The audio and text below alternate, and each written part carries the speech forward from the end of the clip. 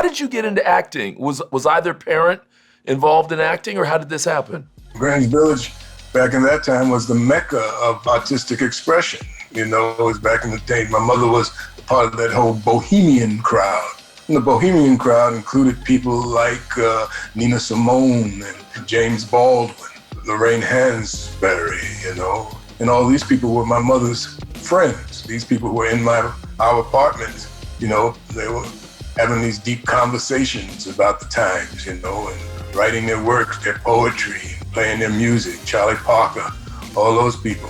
So that was her crowd.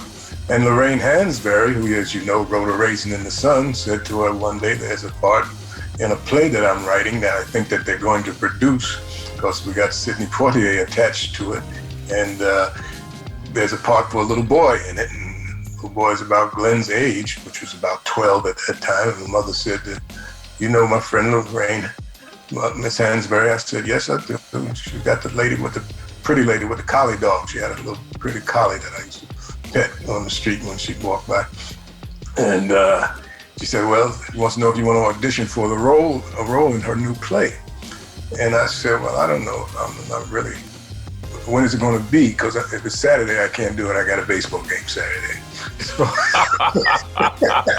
I love that. Don't care if she's a Pulitzer Prize winner. Don't care if she's writing genius works of art, leveraging Langston Hughes' poem. Doesn't matter. I have baseball. I got things to do. I got baseball. I didn't know what an audition was. I went up to audition for the role, and I had no idea really that an audition meant that there were others involved, you know, competing for the same role. So I couldn't understand why all those other little black boys were sitting in the hallway waiting to go in this room that I was going in, but I ended up getting the role. And when I got it, I found out the other kids were there for the same reason. I said, oh, God, good thing I didn't know.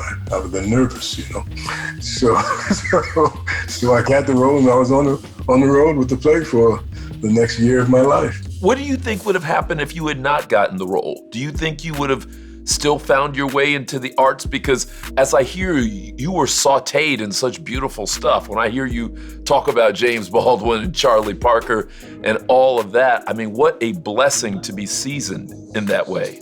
My mother was an amazing woman, and she obviously had designs for me to do something apart from what was being done by teenage boys and young boys my age at that time, mostly, which was getting in trouble. So she made it a point to steer me in different directions, like going to camp, summer camp, stuff like that, getting off the streets of New York in the summertime. Hey, tune into the Carlos Watson Show. It's like no other. You're going to enjoy it every weekday on YouTube.